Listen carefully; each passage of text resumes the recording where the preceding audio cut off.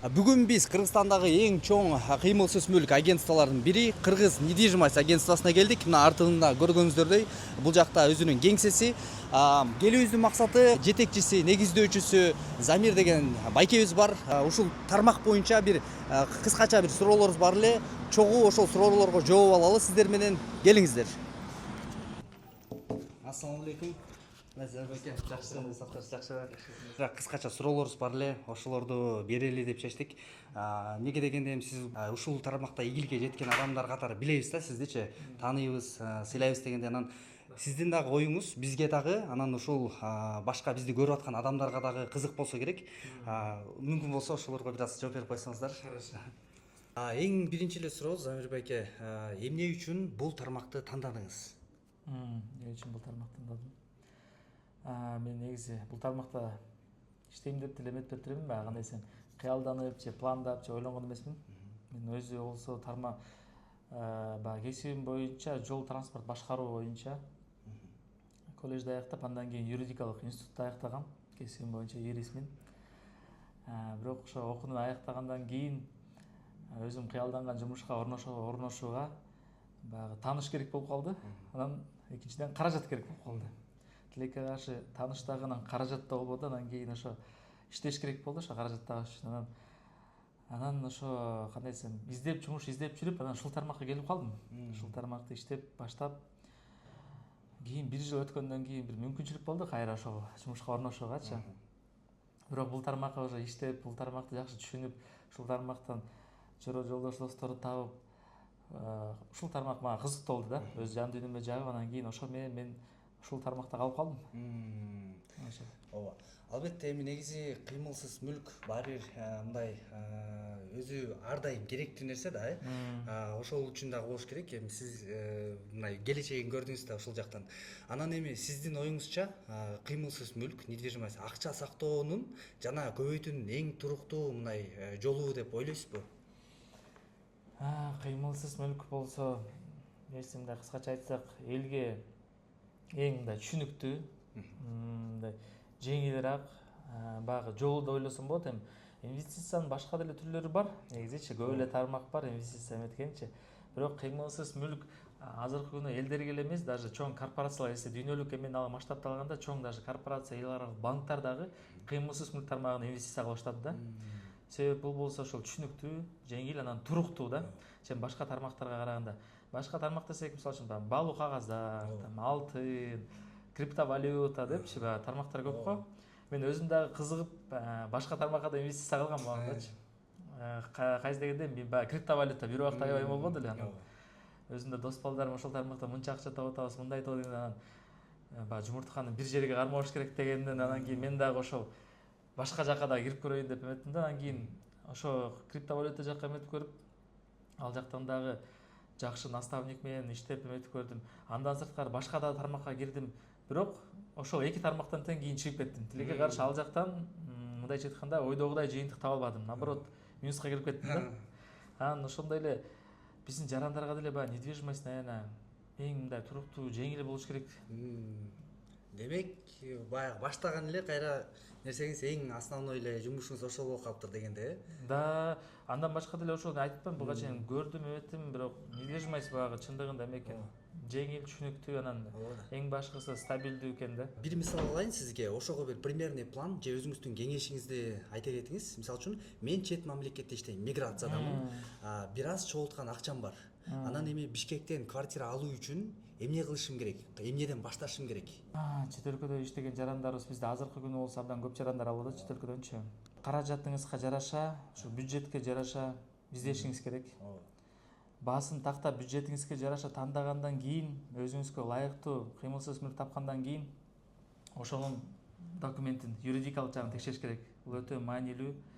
Себеп болсо азыркы күндө эми мисалы үчүн ошо курулуп аткан үй болобу, же даяр болобу, же жер издейсизби, айырмасы жок, бүт жакта документине так болуш керек. Көбүнчө айтып атат азыр курулуш жакта жаңы салынган депчи, бирок бүт эле жагы, мисалы ошол эле участок алам десеңиз, ошол кызыл китебин документи менен фактически канча сотук, кызыл линиясын, анын багыты, ал курууга ошол сиз тармак эмне курайын десе ошого туура келеби депчи. Батир болсо даяр үй болсо даяр үйдүн ошол эле тех паспорту, эси сатып атабы, кандай анын эмеси болгон тарыхы, обременение, баристери депчи. Салынып аткан үй болсо ошол курулуп жаткан объекттин уруксат кагаздары, курулуш компаниянын репутациясы, буга чейин салган объекттерин, ошолордун баарын так текшерип, анан кийин ошону алыш керек да. Бизде көбүнчө болсо бул жактан чет өлкөдө жүрүп, биякта жакындарынын ата энесине акча салынып, анан кийин ишеним аркылуу алып алышат да көбүчү. Ишеним аркылуу алып, анан бизде кыргыз элибиз эме экен, мындай биз ишеним жеңил ишенет экенбиз да көп нерсегечи. Ошого балким бизде алдамчылар да көппү. Анан кийин эми баягы чет өлкөдө иштеп, ошончо мээнет кылып, канча убактын коротуп, баягы бөлөк жерде жүрүп, жакындарынан, балдарынан, ата энесинен, туугандарынан алыста жүрүп ошончо мээнет кылып иштегенге жараша баягы ошол акчаны сактап калыш үчүн ошо тандап атканда юридикалык жагын такып болуңуздар, чтобы күйүп калбаш үчүнчү, алданып калбаш үчүн. Анан каражат эси чектелүү болуп атса, эси толук сумма жок болуп атса, азыркы күнү эң оптималдуу жолдору бул ошо бөлүп төлөө жолу, рассрочка жолу. Азыркы күнү болсо бизде азыр Бишкекти айтсак, Бишкектин ичинде салынып аткан объекттер абдан көп. Өзүңүздүн бюджетиңизге жараша там 10% взнос менен, 30%, 50% взнос менен 5 первоначального взноса дегендейчи. Бөлүп төлөө жолдору бар. Анан кийин өзүңүздүн ошо капчыгыңызга жараша тандасаңыз болот. Ал комфорт класс, эконом, бизнес, премиум депчи. Тандоо көп, бирок биринчи ошол факторлор болсо, ошол эмеси тандап алыңыздар, ошол документине так болуңуздар, анан өзүңүздүн керектүү ошол дагы бир эмеси бул районун тандап алыңыздар, өтө маанилүү. Локация деп коет. Эң башкысы биз болсо батир өзүнүн капчыгыбызга туура келсе алып алабыз, бирок ал жердин турган жердин кийинки келечегин караш керек. Ал шаардын баягы өнүгүү, шаар болсо азыр өнүгүп жатпайбы ар тармаккачы, ошол жака кийин болсо кандай жолдор түшөт, ал жака кандай мекемелер түшөт, транспорттук эмеси, паркы, себеп болсо сиз ошол жерде жашайсыз. Балким азыр чет жакта жүрөсүз, бирок кийин келгенден ошол жактан болсо балдарыңыз менен сейилдөөчү парк керек, бала бакча керек, мектеп керек, базар, жол, ошого локация.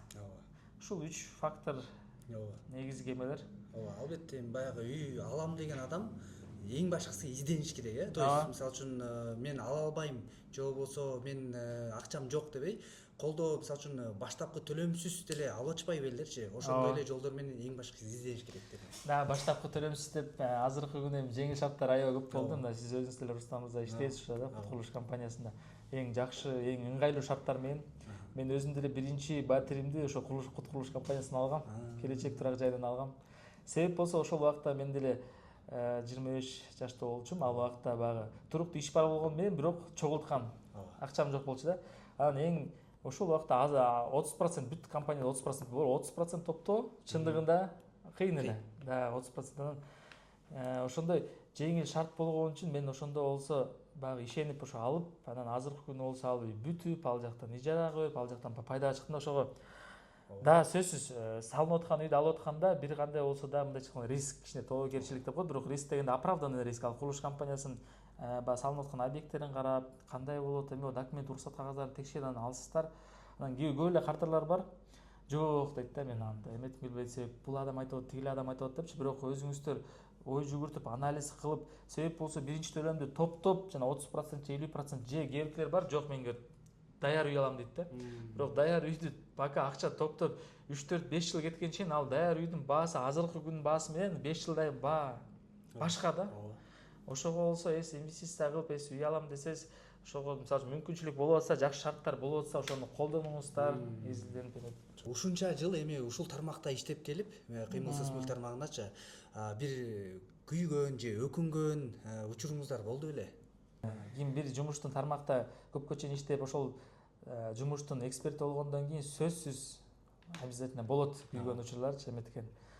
Өкүнүү учур деп айта албайм. Эми ошол учурда балким ошол учурда болгондур, ошол учурда эмнеге мен менен депчи, Кудайым, эмнеге мен ушинтип калдым, мен вроде жакшы эле адаммын го деп, эч кимди алдабай, акысына кирбейм. Эмнеге мен алдап кетти депчи. Азыр артка карап жүрүп, Кудайга шүгүр дейт экенсиң. Себеп ал болсо мага тажрыйба берди. Ал сабак болду мага. Ал нерседен көп нерсе үйрөндүм да. Ошол нерсени өтмөй сайын азыркы деңгээлге жетпейт элем да. Мындайча айтканда. Анан кийин күйгөн учурлар болду чындыгында. Кандай мыкты эксперт болбогун баары бир бирде болбосо бирде бар эме болот да, кандай десем, алданып калуу учурлар болот.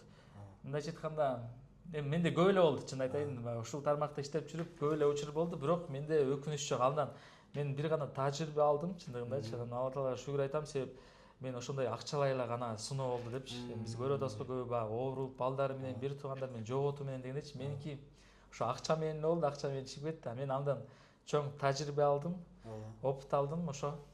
Акыркы суроо дейли, эми сиздин оюңузча кыймылсыз мүлккө болгон баалар түшөбү? Анткени азыр көп жерде эле мисалы үчүн кээ бирөөлөр айтат, баа түшөт. Жыл сайын эле ушундай сөз болот да негизичи. Мына баалар түшүп атат, баалар ылдыйлап атат деп. Бирок байкаганыбызда мисалы үчүн 2000-жылдан берки статистиканы караган болсок, Бишкек шаарынын эле баалар эч качан түшкөн жок.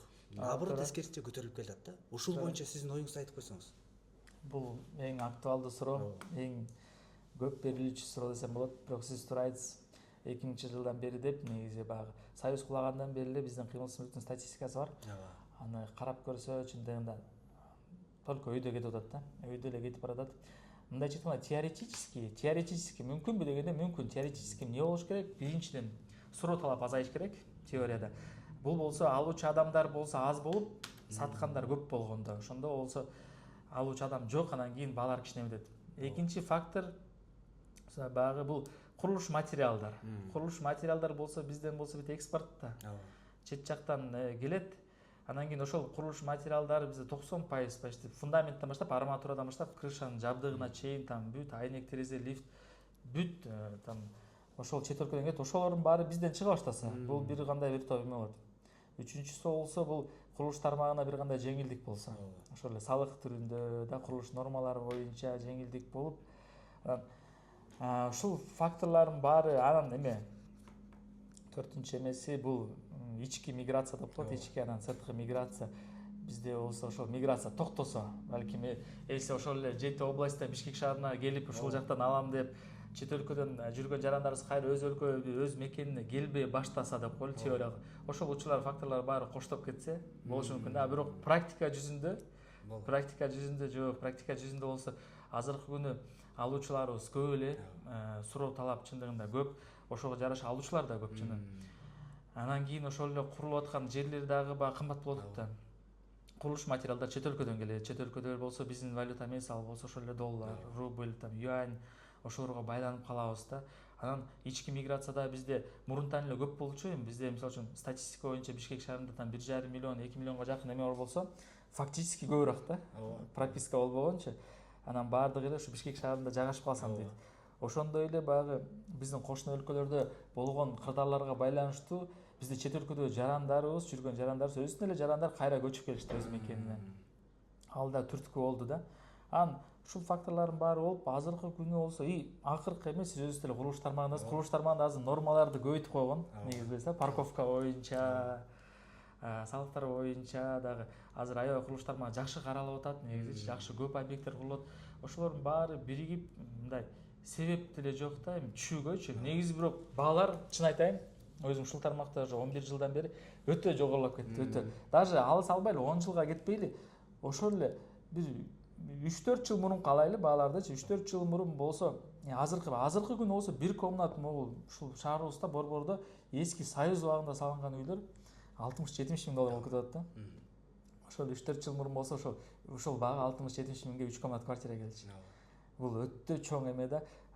Мен да өзүм каалоом, конечно, түшсө жакшы болот эле дейбиз, бирок жакшы болот эле элдерибизге, кардарларыбызга, жалпы эмеге, бирок тилекке каршы основной факторлор азыркы күнү баягы бизде айтсак болот, что түшүүгө себептер жок болот. Бир кандай сезонный мындай ылдый өйдө болуп атат. Эми ал бир 10%, там 15% ылдый өйдө болуп, бирок чтобы мурункудай болуп, там квадратный метр 500 доллардан болуп калып, там бир комнатты там 30 миң долларга деген жок, андай. Ошого балким сиздер күтүп атасыздар бааны түшү депчи, жок. Негизи алууга эң ыңгайлуу учур кайсыл деп айтып атат го багычы. Алууга эң ыңгайлуу учур ушул кечээ болчу дегендейчи. Азыр эси күтүп отура берсе, кайра жылдан жылга өзүңүз байкагандай баалар только өсүп атат да. Түшүшүн күтөт да баалардынчы. Бирок тескерисинче күтүп отуруп кымбаттап кеткенде анан өкүнүп калат да, кечээ эле алсам болмок экен депчи. Анан эми инвестиция кылам дегендерге өзүңүздүн бир кеңешиңиз баягы определенный бир сумма чогултуп, анан бирок эмнеден баштаарын билбей аткан ошолорго бир өзүңүздүн кеңешиңиз. Биринчи ушул эмесин тандап алыш керек. Эмнеге кандай десем, инвестициянын да баягы түрү бар да. Мисалы үчүн баягы кыска мөөнөткө, узун мөөнөткө дегендейчи тактап алышыбыз керек. Сиз ал жака эмне кылайын деп жатасыз? Бир нерсе курайын деп жатасызбы?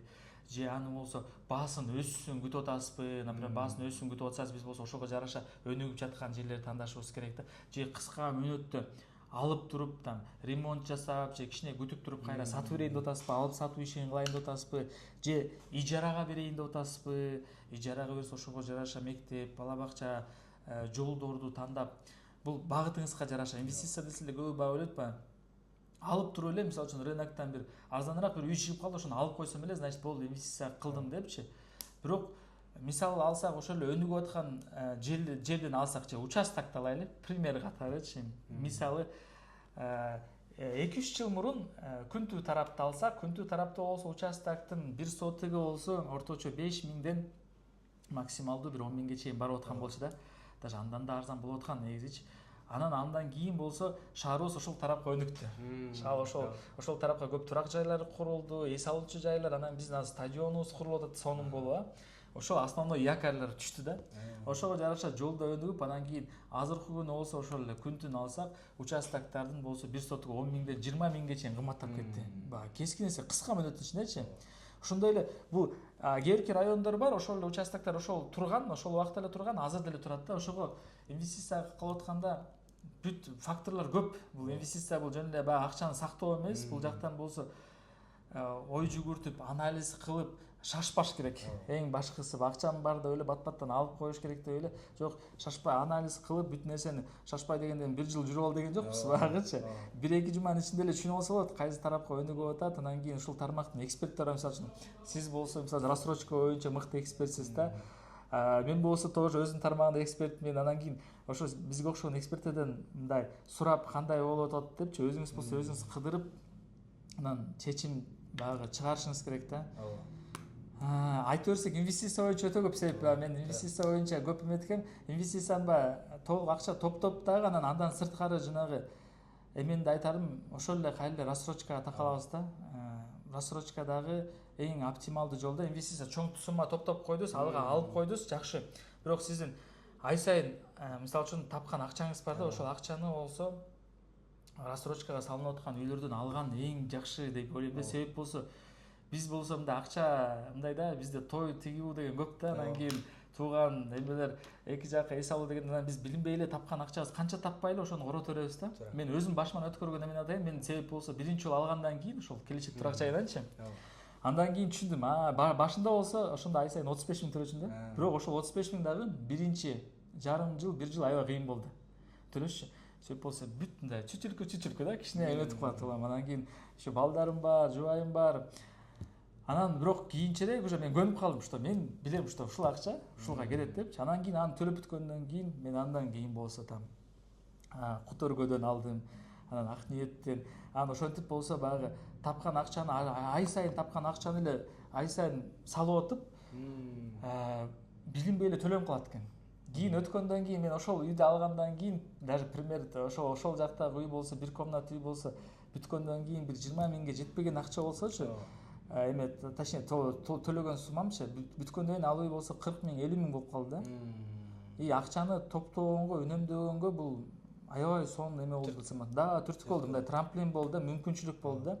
Ошого изденсеңиздер, баягы көп эле эмелер бар, возможностьтарчы. Главное өзүңүз аракет кылышыңыз керек, чтобы баягы топтоп, үнөмдөп инвестиция кылам дегенгечи. Негизи баягы мындай да, көпчүлүк элдер инвестиция десе элечи, дароо эле мисалы үчүн колунда $100.000, $200.000 бар адам инвестиция кылат депчи. Негизи келгенде андай эмес да. Ушул мына көрүңүздөр, бул жакта Замир байке мына Кыргызстандагы эң чоң баягы агентство недвижимостьтардын биринин негиздөөчүсү, жетекчиси байке Замир байке дагы мына инвестицияны эң башында кыймылсыз мүлккө кылып, бирок ошондо деле дароо накталай төлөмгө 100% төлөп алып эмес, рассрочка менен баштаган да.